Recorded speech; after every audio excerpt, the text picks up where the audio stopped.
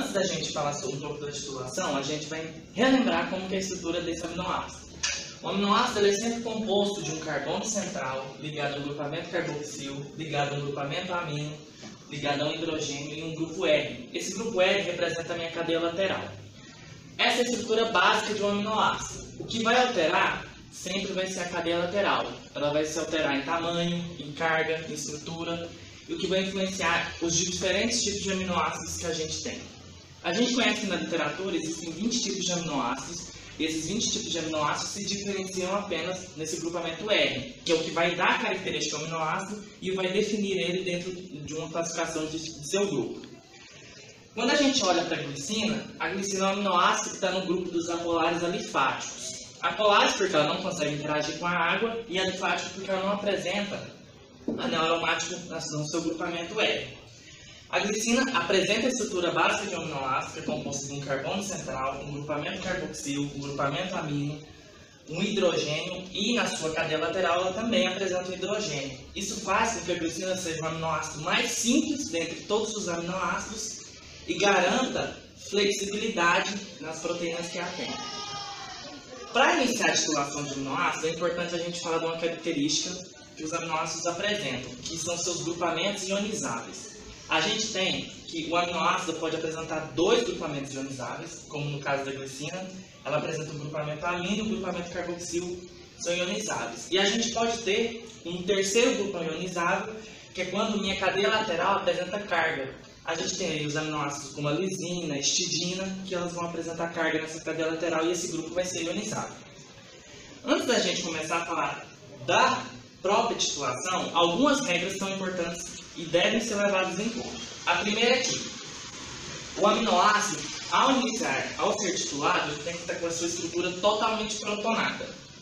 Essa estrutura aqui é uma simplificação dessa. A estrutura do aminoácido básica é essa. Mas a gente pode simplificar ela assim, com o grupamento amino, que está totalmente protonado, porque eu vou titular a glicina, o carbono ligado aos dois hidrogênios, tanto da cadeia lateral quanto da estrutura. E o grupamento carboxil, que também está totalmente protonado, se vocês observarem aqui. Uma outra regra que deve ser seguida é a regra de desprotonação. Primeiro, você desprotona sempre o grupamento carboxil, depois você desprotona a cadeia lateral. Mas em que situação que eu vou desprotonar a cadeia lateral? Quando essa cadeia lateral for ionizável, quando ela apresentar carga.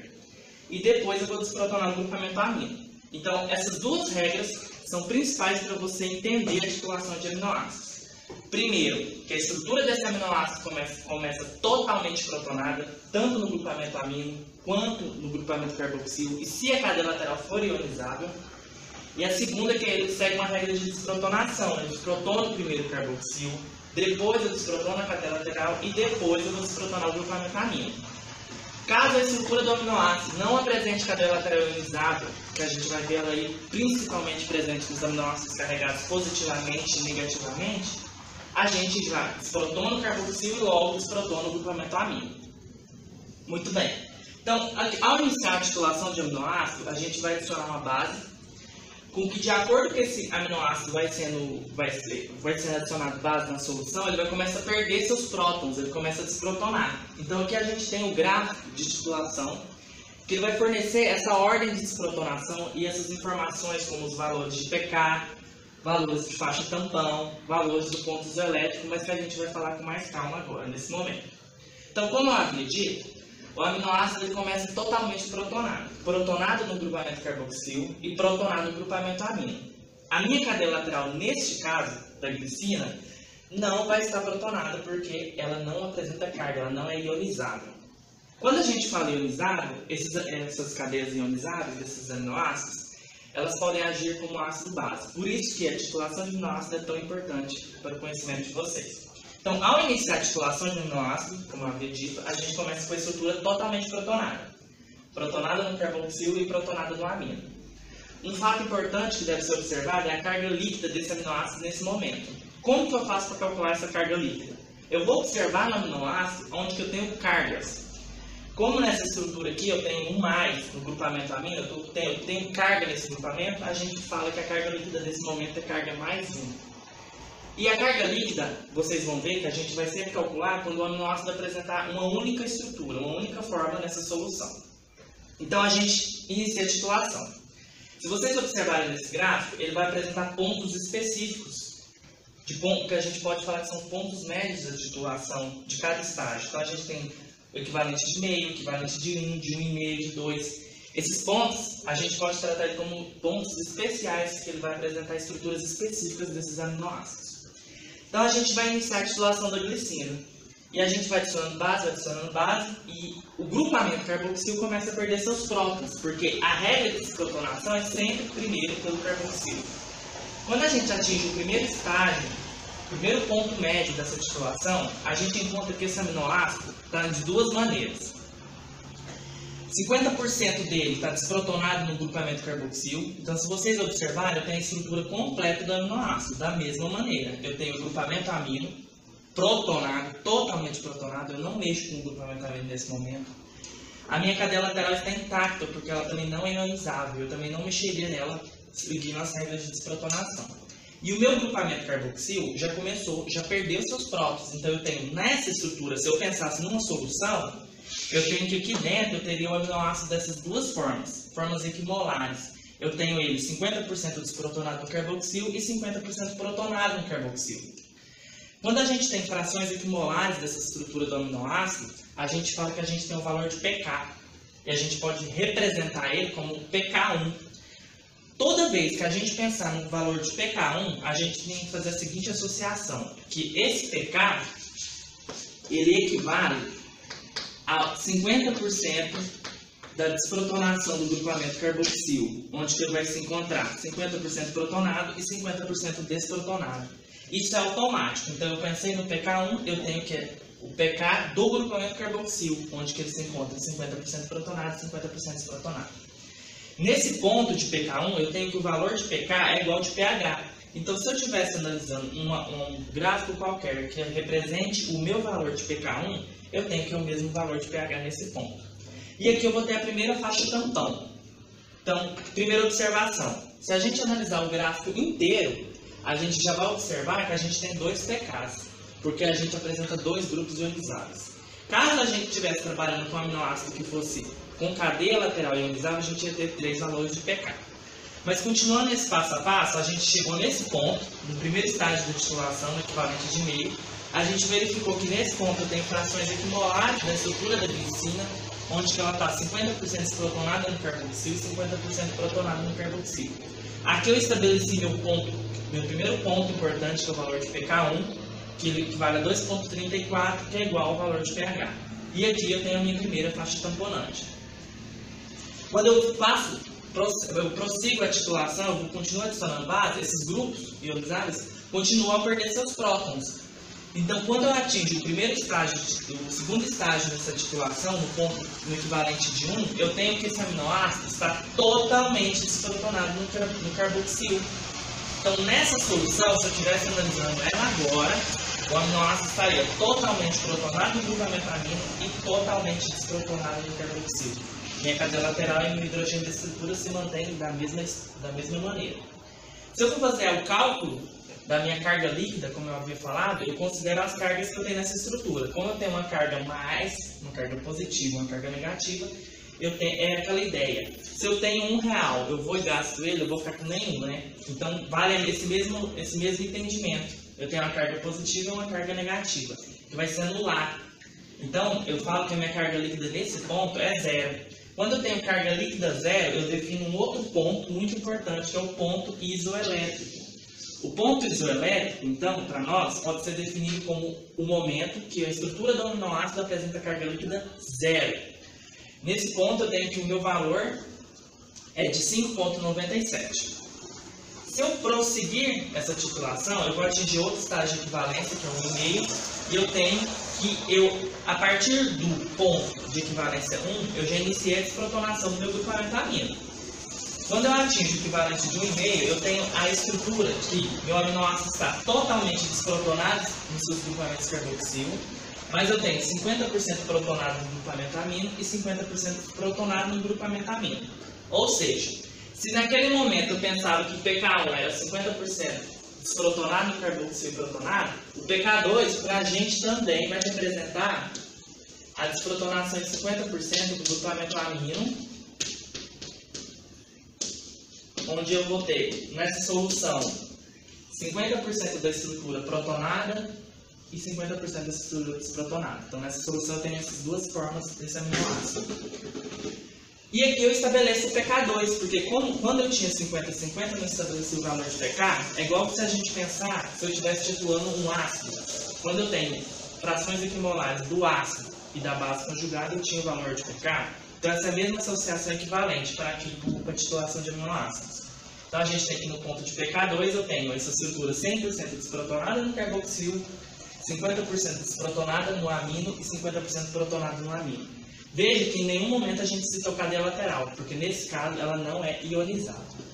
Nesse ponto eu estabeleço outra faixa, tampão. Então no ponto de 9,6 eu tenho uma outra faixa tampão. Esse ponto também vai equivaler ao meu valor de pH. Se eu prosseguir o próximo estágio de titulação, continuo adicionando base, eu tenho que por volta de um pH mais ou menos de 12, a glicina vai estar totalmente desprotonada no grupamento carboxil e também no grupamento amino. Como eu falei que essas cargas líquidas elas podem ser calculadas quando a estrutura do aminoácido apresenta uma única forma, aqui eu havia calculado, né? Aqui não apresentava carga, aqui apresentava carga mais 1, então o aminoácido apresentava uma carga líquida mais 1 nesse momento. No ponto isoelétrico, onde ele também tinha apenas uma única estrutura, ele apresentava uma carga positiva ou negativa que se anulava. Então minha carga líquida é 0, eu definia ponto isoelétrico. E no momento final da titulação da glicina, eu tenho que o grupamento carboxilo que apresenta uma carga negativa e minha carga líquida nesse momento é menos 1. Pontos importantes. Para um aminoácido como a glicina, semelhante à glicina, vão seguir aspectos da titulação semelhantes. Esses valores, é importante ficar retratado que esses valores são calculados, eles já estão presentes no Renninger, é só vocês consultarem que esses valores são disponíveis, tanto da glicina como de outros aminoácidos. Inferências importantes que esse gráfico me fornece. Que para aminoácidos que seguem a titulação da glicina, que tem dois grupos ionizados, eu vou ter duas regiões tamponantes. Eu vou ter dois valores de pK, pK1 que vai estar representando para mim 50% protonado, carboxil 50% protonado, e pK2 onde que eu tenho 50% do amino protonado e 50% do amino desprotonado. Tá, agora chegamos ao ponto de pensar como que eu calculo o meu ponto isoelétrico. O primeiro ponto é eu entender como que eu faço o cálculo da carga líquida. O segundo estágio é entender que o ponto isoelétrico é onde que apresenta carga líquida zero. É onde, que no caso, no nosso caso aqui da glicina, foi no 5,97. Então, para mim calcular o ponto isoelétrico, eu vou pegar as médias dos pKs que eu tenho. Como eu tenho apenas pK1 e pK2, o meu ponto isoelétrico vai ser pK1 mais pK2 dividido por 2. Se eu pegar esses valores de pK1, 2,34, de pK2, 9,6, dividir por 2, eu vou encontrar este valor aqui. A titulação da glicina, que era um aminoácido que não apresentava cadeia lateral ionizada, a gente vai só exemplificar alguns conceitos que a gente poderia aplicar com um aminoácido que apresenta uma cadeia lateral ionizada. Nesse exemplo aqui, a gente tem o aminoácido glutamato. O glutamato ele apresenta essa estrutura na sua cadeia lateral. Como eu havia dito, se eu for titular o glutamato, eu inicio com essa estrutura totalmente protonada. Então eu vou encontrar esse aminoácido que ele vai estar totalmente protonado no grupamento amino, totalmente protonado no grupamento carboxil. Veja aqui ó, que eu tenho hidrogênio, estou retendo o próton. Tenho o hidrogênio nessa estrutura básica e eu tenho a minha cadeia lateral também totalmente protonada. Se a gente recordar o que foi falado na titulação da glicina, a gente vai perceber que lá eu tinha dois valores de pK porque eu tinha dois grupos ionizados, o grupamento amino e o grupamento carboxil. Nesse momento eu tenho três grupos ionizados, eu tenho o grupamento amino, eu tenho o grupamento carboxil e eu tenho a cadeia lateral, ou seja, eu vou ter três valores de pK. pK1, a gente vai trazer aquela ideia da titulação da glicina, onde que eu vou ter a estrutura do aminoácido 50% desprotonada no carboxil e 50% protonada no carboxil. O pK2, a mesma ideia, 50% protonado no grupamento amino e 50% desprotonado no grupamento amino. E o pKr, que é um novo colega que aparece aí para nós, ele vai representar a cadeia lateral, ou o grupo R, 50% protonada e 50% protonada. Quando eu falo que está 50% protonado e 50% desprotonado, vocês têm que pensar as duas estruturas no mesmo momento. Vamos supor, se eu estivesse falando, no caso do glutamato, vamos imaginar que aqui eu estou falando do PK1. O PK1, eu tinha que a estrutura do glutamato está 50% protonada no carboxil e 50% desprotonada no carboxil. Então, nesse PK1, eu teria essa estrutura, protonado no carboxil, protonado no amino, protonado na cadeia lateral. E eu tenho também 50% desprotonado no carboxil, protonado na cadeia lateral e protonado no glutamatamino. Isso seria a ideia que eu tenho que ter da estrutura do aminoácido no valor de PK1. É importante também destacar que não deve se esquecer a regra de desprotonação. Eu inicio pelo carboxil, depois cadeia lateral, depois glutamatamino. Nesse momento, para o glutamato, o aminoácido que apresenta cadeia lateral iorizado, eu sempre vou seguir essa regra.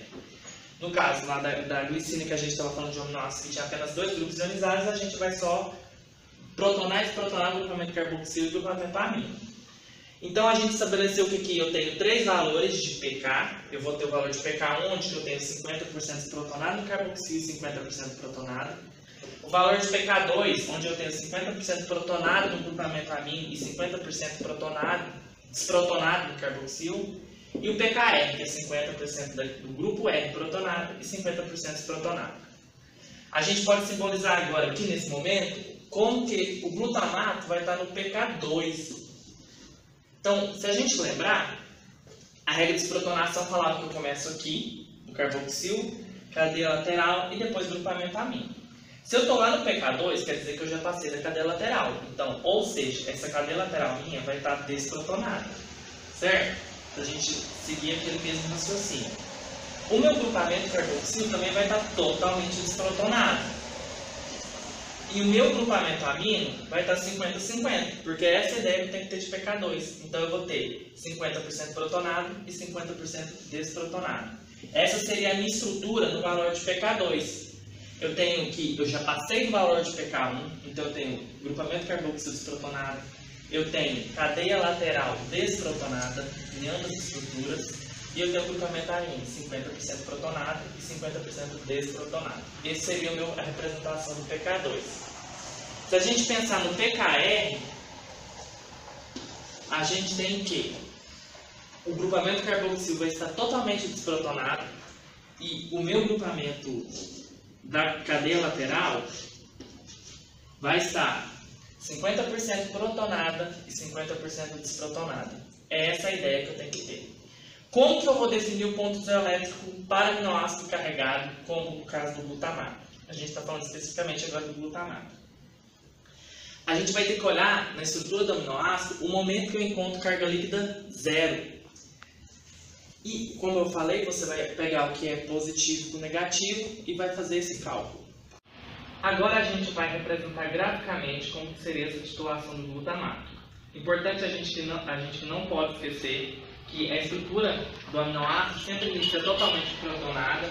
Então a gente tem aqui o grupamento carboxil protonado, o grupamento amino protonado, a cadeia lateral protonada e o hidrogênio mantido aqui no cantinho. Lembranças, PK1 vai estar essa estrutura 50% protonada no carboxil, 50% protonada, desprotonada e protonada no carboxil.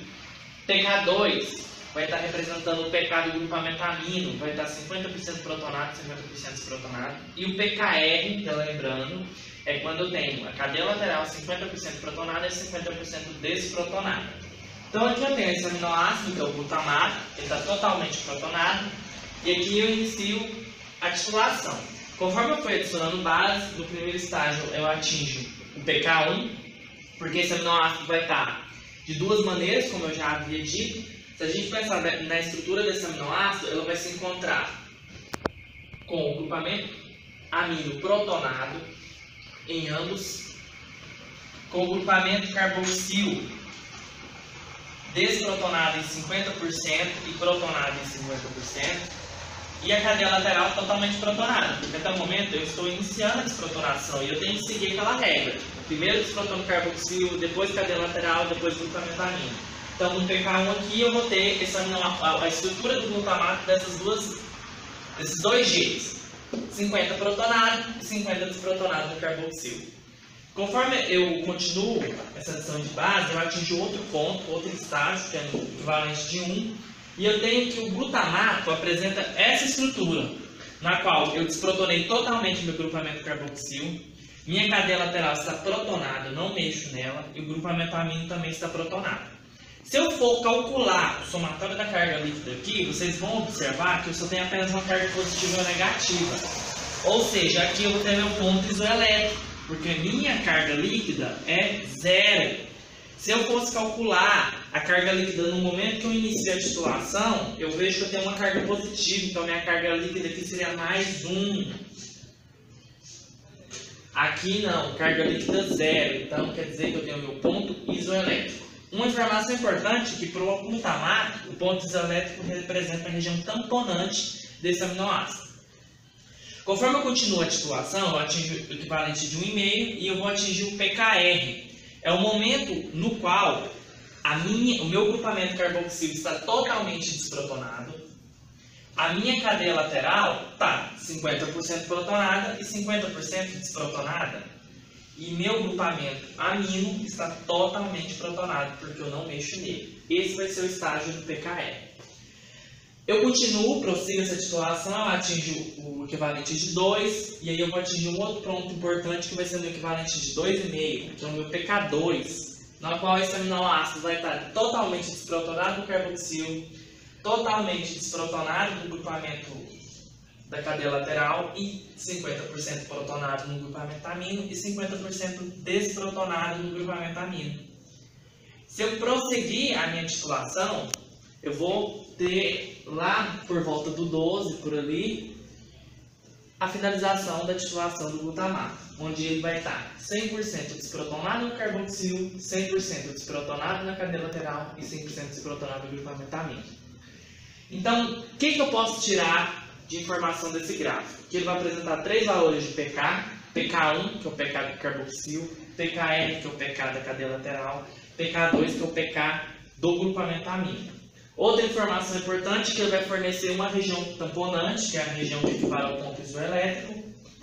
E é perceptível quando a gente olha essa linha que se forma no gráfico, ela dá uma leve suavizada. Quer dizer que ali, quando eu adicionar a pequena concentração de ácido ou base, eu vou ter um tampão, ele vai segurar o tampão. Então, em resumo, a titulação de aminoácidos é isso. A gente tem que levar como fator importante, lembrar que essa estrutura desse aminoácido deve se iniciar totalmente protonada, que eu atinjo pontos especiais nos equivalentes de meio, 1,5 e assim por diante, e que eu vou caminhar a ideia dos 50 e 50. A cada 50 é uma evolução de desprotonação que eu tenho nessa estrutura. E ela deve seguir a regra, que eu desprotono primeiro o carboxil, depois cadeia lateral, depois grupamento amino. Se eu não tiver cadeia lateral, depois que eu desprotonar o carboxil, eu vou direto para o grupamento amino. E essa região tampão, ela é a região desse aminoácido, dessa estrutura, que essa estrutura consegue resistir à alteração brusca de pH. E eu vou perceber nos meus gráficos, nos gráficos dos livros, que essa região ela tem uma leve suavizada. E que, para o aminoácido que não apresenta cadeia lateral, o meu ponto isoelétrico, que a gente já havia falado, era apenas o somatório, o PK1 e o PK2 dividido por 2. Se a gente observar, o meu ponto isoelétrico está nesse ponto. E próximo dele eu tenho PKR e eu tenho PK1. Então quer dizer que, para mim calcular o ponto isoelétrico de um aminoácido como o glutamato, eu vou pegar o PK1 mais PKR dividido por 2. Essa ideia da fórmula que define para calcular o ponto isoelétrico dos aminoácidos é sempre eu estabelecer o ponto isoelétrico e eu pegar os pKs que são próximos a esse ponto isoelétrico.